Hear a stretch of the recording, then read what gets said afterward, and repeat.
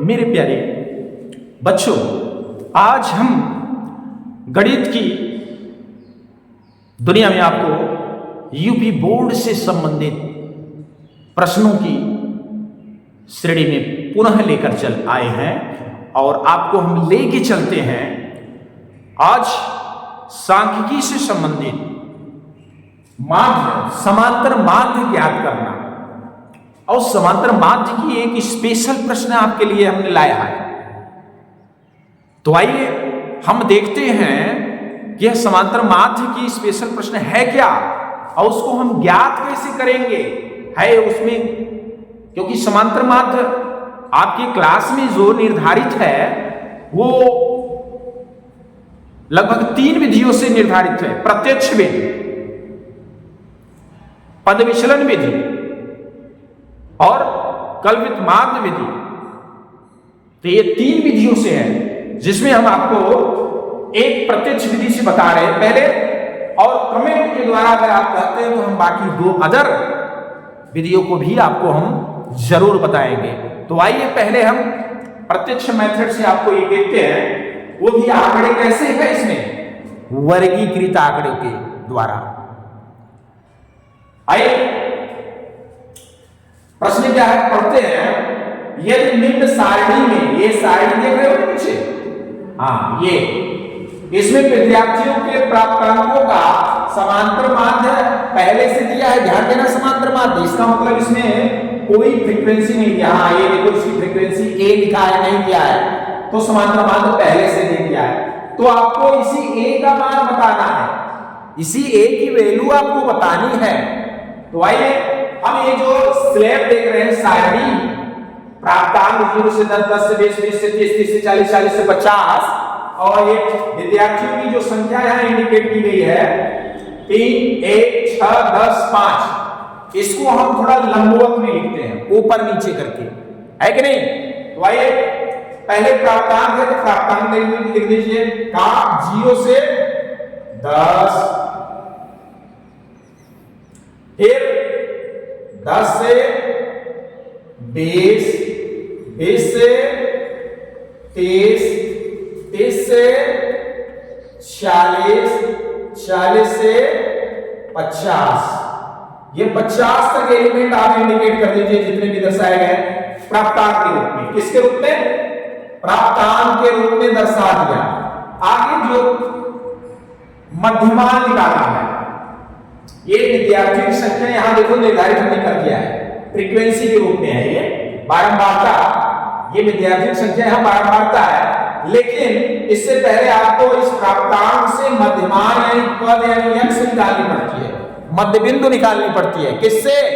ये वर्गीकृत आंकड़े अगर दिए हैं तो उसमें जो पहला पद निम्न पद होता है, ये उच्च पद होता है। इनको इनके योगफल का आधा करके, इनको जोड़ करके आधा कर दीजिए, आपका मध्य पद निकल जाएगा।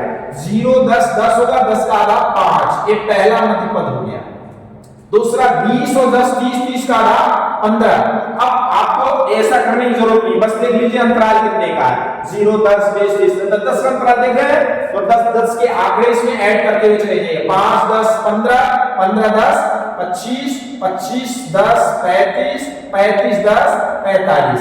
ये आपका आधा हो गया। अगर चेक करना है तो आप चेक कर लीजिए, लास्ट वाले 50, 40, 90, 90 का आधा 45 आएगा नहीं। ये है आपका मध्यमान निकल गया।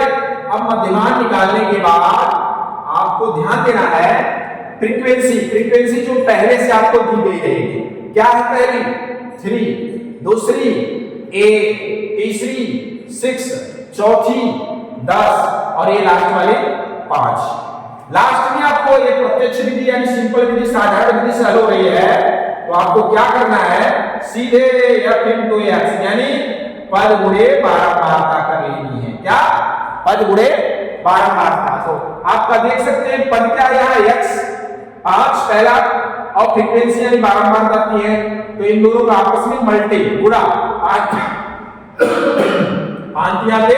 15 आ गया।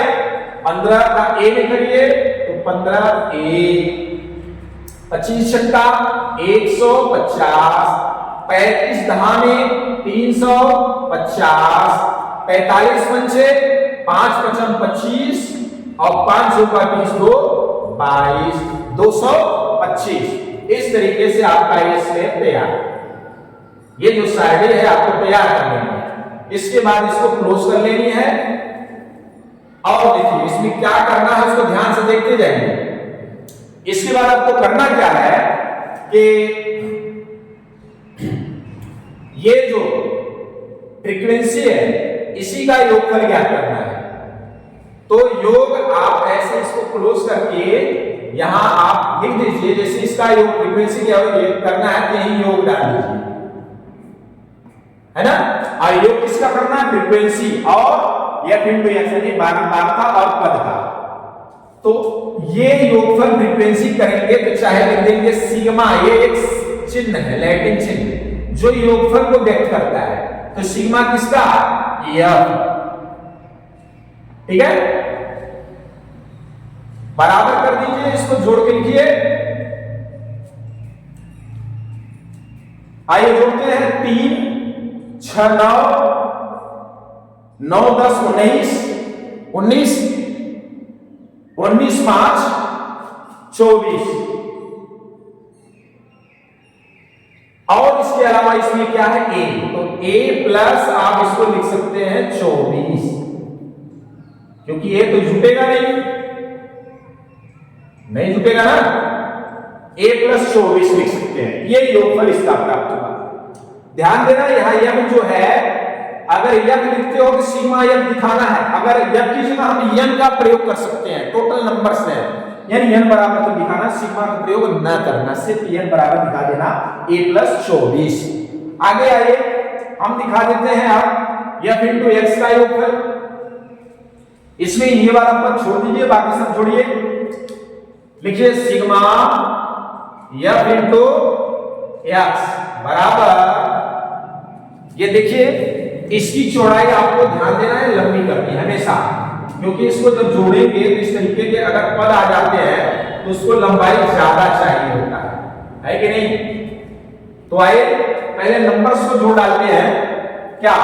5 0 0 5 10। पहले इसको लिख लेते हैं जो जुटेगा नहीं, 15 a प्लस, अब इसको जोड़ो नंबर्स को, 5 5 10 के 0 कैरी यानी हासिल में 1 2 5 7 7 5 12 1 13 और 1 कैरी 14, 1 कैरी पुनः आगे फिर से 2 3 5 1 6 और 1 कैरी 7। ये हो गई टोटल f इंटू एक्स का। अब इसको क्लोज कर लीजिए यहां पे अच्छे से।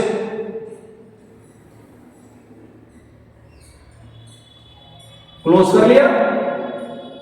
हाँ, अब क्लोज करने के बाद अब आपको पता है a की वैल्यू ज्ञात करनी है, तो आपको किस पे रख देनी है? समांतर माध्य है ही, तो समांतर माध्य के फार्मूले पे रख दीजिए। अब यहां पे समांतर माध्य ज्ञात करने के लिए हम समांतर माध्य बराबर लिखते हैं फार्मूला।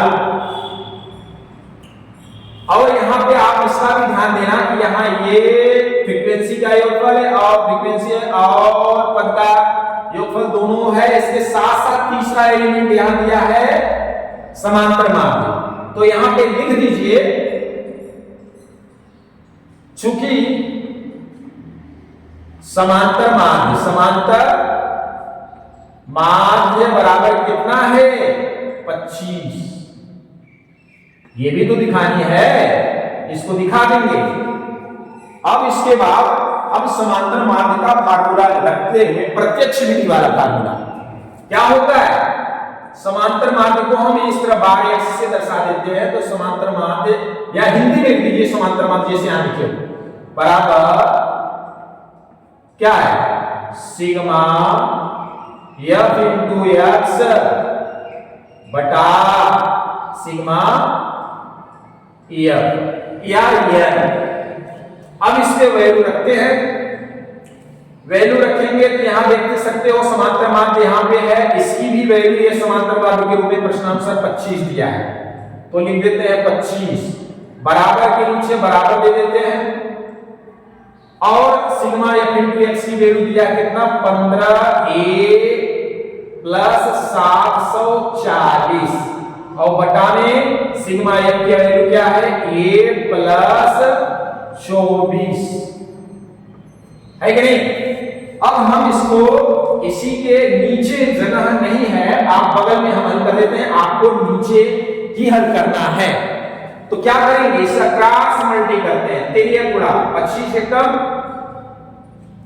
25 प्लस 25 का 24 में मल्टी करते हैं तो 25 24 हम 600 होता है। बराबर में यहां बचता क्या है ऊपर वाला 15a प्लस 740 हो गया। अब पक्षांतर कर लेते हैं, a को a की तरफ, नंबर्स को नंबर्स की तरफ, तो ये 25a माइनस 15a बराबर 740 माइनस a 600 उधर चली गई माइनस में 600। अब देख सकते हैं 25a में से कितना माइनस करना है 15, तो यहां आया 10a बराबर हो गया, इधर 740 में से 600 घटाया तो कितना आया 140 आया ना। अब हम a बराबर अगर निकालते हैं तो 140 के बटा में क्या हो जाएगा 10, इसको डिवाइड कर लेंगे तो a की वैल्यू कितनी प्राप्त हो जाएगी 14। यही 14 तुम्हारा आंसर है। तो मेरे प्यारे बच्चों, इस तरीके से आपका यह जो सारणी में दी गई समांतर माध्य है, इसमें a की वैल्यू जो पूछी गई थी तो ये आपका प्राप्त हो गया। हमें उम्मीद है कि आपको यह प्रश्न बहुत अच्छे ढंग से समझ में आया होगा। तो हम आशा करते हैं कि आप हमें अपना बहुमूल्य समय देकर के जो इस प्रश्नों को देखते हैं और समझने की कोशिश करते हैं, तो हमें बहुत ढेर सारा आनंद मिलता है और हम आपके द्वारा दी गई जो थंब लाइक शेयर, इससे ढेर सारा प्यार हमें जो मिलता है, इससे भी हमें उत्साह का संचार होता है, जिससे हम आपको रोज नए नए वीडियो को, नए नए बोर्ड से रिलेटेड प्रश्नों को देते हैं। तो हमें उम्मीद है कि आगे भी आप इसी तरह हमें उत्साह बनाए रखने के लिए ऐसा ही करते रहें। तो आज की वीडियो हम यही समाप्त करते हैं। जय हिंद।